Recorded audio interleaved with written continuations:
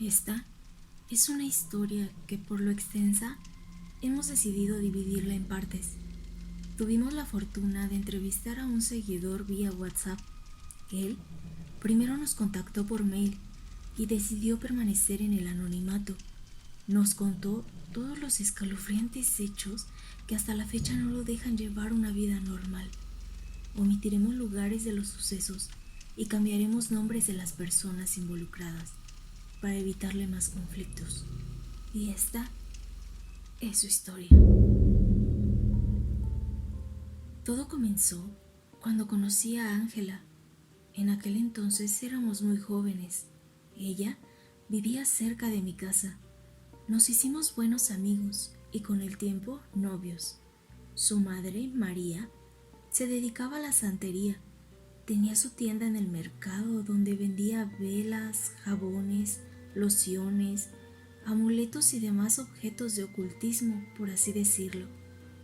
Cuando visitaba a Ángela en su hogar, en muchas ocasiones vi a su madre haciendo limpias a personas, lo cual para mí era una tontería. En ese entonces no creía para nada en esas cosas. Me mofaba de mi novia y su madre. Hacía comentarios en tono burlón, algo de lo cual ahora me arrepiento. Todo era en broma y mi amiga Ángela lo sabía. Aquí, el problema fue que estos comentarios llegaran a oídos de la madre. No supe o recuerdo cómo pasó, pero supongo que fue por eso que nunca fui de su agrado. Teníamos ya rato saliendo, hicimos amigos en común y en una ocasión a alguno de ellos los escuchamos decir que harían un viaje a un pueblo turístico que se encontraba no muy lejos de la ciudad. Ángela inmediatamente se apuntó. Yo no estaba muy convencido de ir. Éramos jóvenes e ir sería sin permiso de nuestros padres, ya que los individuos eran mayores que nosotros. Tenían mala fama en la cuadra y pocos los querían por problemáticos. Pero mi novia estaba muy entusiasmada por el viaje. Le caían muy bien estos chicos y obviamente yo no la dejaría ir sola. Ese fue el comienzo de mi pesadilla. Un viaje que cambió toda mi vida para siempre. Salimos muy temprano. El auto iba lleno. Conductor, copiloto y 4 personas en los asientos de atrás. Todos iban tomando, excepto Ángela y yo, quienes éramos los únicos menores de edad. Llegamos sin problema a nuestro destino. Reconozco que la pasamos muy bien en nuestro viaje. El problema es que durante la estadía nuestros compañeros no dejaron de tomar y mi novia también lo hizo. No mucho, pero sí consumió un par de cervezas, según recuerdo. Cuando decidimos regresar, no era muy tarde. Eso era lo que se había acordado. Eran, supongo, como las 6 o 7 de la noche. Apenas estaba oscureciendo. Yo noté al conductor ya muy ebrio, pero no pareció importarle a nadie más. Ya en carretera, entre bromas y risas, sucedió la tragedia. Al parecer, se atravesó un perro en el camino, o eso es lo que contó uno de los acompañantes. El conductor trató de esquivarlo y ahí tengo muy vagos recuerdos de lo que sucedió después e intento tampoco pensar mucho en eso. Solo les puedo comentar que aún no olvido los gritos de dolor que provenían de uno de mis amigos. También el ver al copiloto intentando levantarse del pavimento y con uno de sus ojos colgando. El olor a sangre y gasolina, el llanto por dolor de Ángela. No entraré mucho en detalle, solo mencionaré que 3 personas murieron en ese accidente. Una de ellas fue mi novia. Según el informe o lo que apareció en los periódicos amarillistas, se comentaba que ella murió en el instante, pero yo recuerdo claramente verla con su cara llena de lágrimas, pidiéndome ayuda. Los únicos sobrevivientes solo fuimos el conductor, quien fue a dar a la cárcel, el copiloto, quien perdió el ojo y fue lo único que supe de él, y yo, que afortunadamente solo tuve lesiones de las cuales con el tiempo pude recuperarme. María, la madre de Ángela, estaba deshecha y me culpaba por haberla llevado conmigo. Por más que intenté explicarle lo sucedido, ella estaba aferrada a culparme y juró que se iba a vengar. Mencionaba que haría lo posible para que sufriera lo que ella sentía. Fue muy triste ver a la señora así. Ángela era hija única y entiendo su dolor. Perderla a muy temprana edad fue doloroso para todos. Y sí, me siento culpable por no haber evitado a toda costa ir a ese viaje. El tiempo pasó y era inevitable toparme de vez en cuando a María en la calle. Los primeros meses fue terrible. Me insultaba al verme, gritándome ¡asesino!, que por mi culpa su hija ya no estaba más con nosotros y cosas así. Después, sus insultos pasaron a ser murmullos, pero su cara de odio hacia mí seguía siendo la misma. Los años pasaron y la señora María murió. Nunca supe y no quise investigar la causa de su fallecimiento. No me siento orgulloso de esto, pero reconozco que al recibir la noticia sentí un alivio. Salir a la calle sin esperar toparme con ella me tranquilizaba. No transcurrió mucho tiempo cuando me comenzaron a suceder cosas extrañas en casa. Me movían las cosas del lugar, veía sombras en las noches, escuchaba sonidos raros, pero nada que me diera miedo. Perdí mi tranquilidad cuando comencé a tener sueños extraños y pesadillas. Soñaba con el accidente. Era como revivir noche tras noche el amargo suceso, escuchar y oler todo como si estuviese ahí. Con el tiempo, los sueños fueron cambiando. Los sucesos eran diferentes. En vez de intentar esquivar a un perro, veíamos a un señor de rostro muy horrible parado en medio de la carretera. Las heridas se volvían más gráficas. Veía a María sosteniendo el cuerpo de Ángela mientras lloraba y me reclamaba.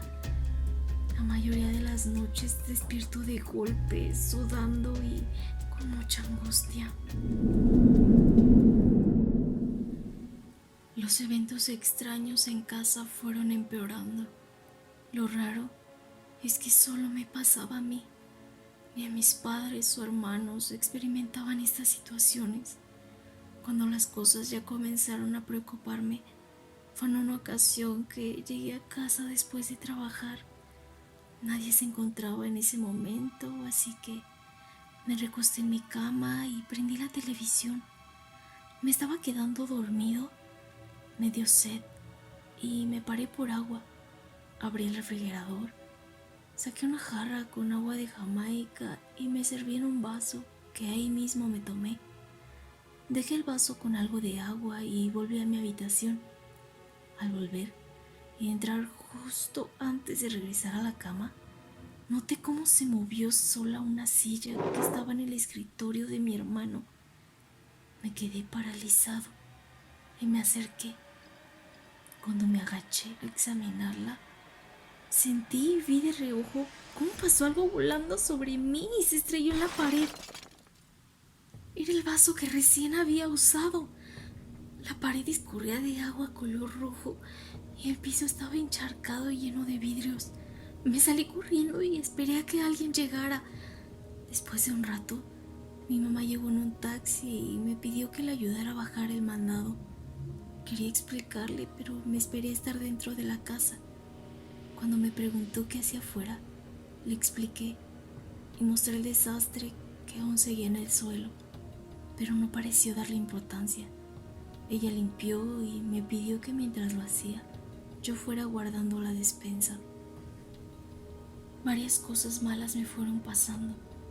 Despertaba con moretones o rasguños. Encontraba muchas de mis cosas rotas, como zapatos, cuadernos, juguetes. Mi padre se molestaba y me regañaba pidiéndome que cuidara más mis pertenencias. Sentía como si mi suerte fuera cambiando para mal, y lo confirmé una vez en la escuela. Yo cursaba la preparatoria en el turno vespertino. Era una tarde lluviosa y un profesor había faltado ese día. Como no nos podíamos ir a casa aún, porque teníamos que esperar para tomar la siguiente y última clase del día, decidimos ir a jugar fútbol. El campo con porterías era de tierra y decidimos echar la cascarita en la cancha de básquetbol, que era de concreto. Tenía charcos, pero era mejor que llenarnos de lodo. No muy lejos de donde estábamos se encontraba una pared que dividía la escuela de la calle. Esta tenía unos barrotes de metal que permitían ver lo que había del otro lado, es decir, fuera del colegio. Continuamos jugando y estaba oscureciendo. Me tocó a mí ponerme de portero. No pasó mucho cuando noté que en esa pared, la cual quedaba frente a mí, alcancé a ver una figura parada viendo hacia adentro. Me asusté mucho porque, a pesar de que se encontraba lejos, logré reconocerla. Era la figura de María. Estaba seguro que era ella. Me quedé petrificado. El miedo no me permitió moverme. En ese momento no noté cuando el balón se acercó a mí y, tras él, uno de mis compañeros corriendo a toda prisa, como me llegaron por un costado.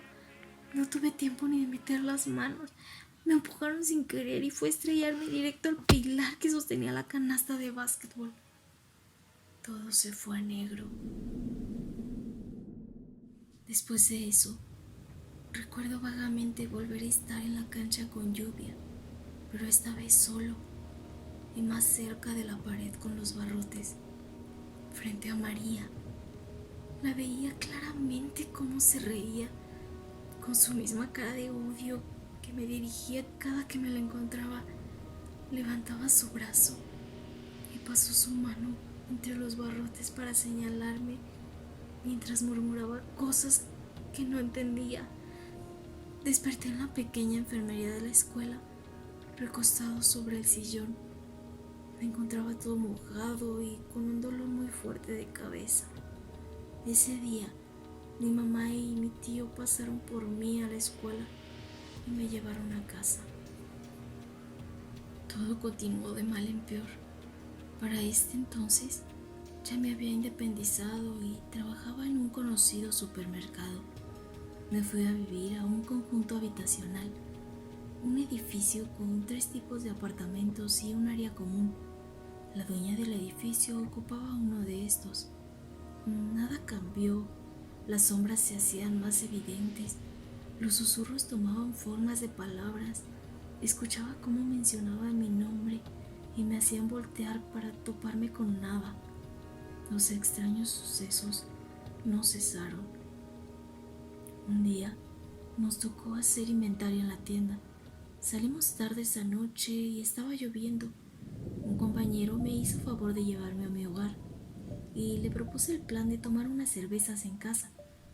Pasamos a una tienda que aún seguía abierta, compramos algo de botana y nos fuimos.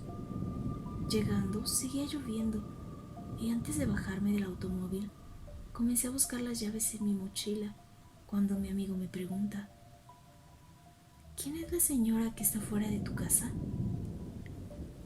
En ese momento, lo primero que se me ocurrió fue que era la casera. Pensé que se había quedado sin llaves. Estaba totalmente empapada, sin paraguas, viendo hacia el carro. Le dije a mi compañero que me esperara y se bajara ya cuando hubiera abierto la puerta para que se mojara lo menos posible. Bajé corriendo con una mano en la mochila y otra en la chamarra, cubriéndome de la lluvia.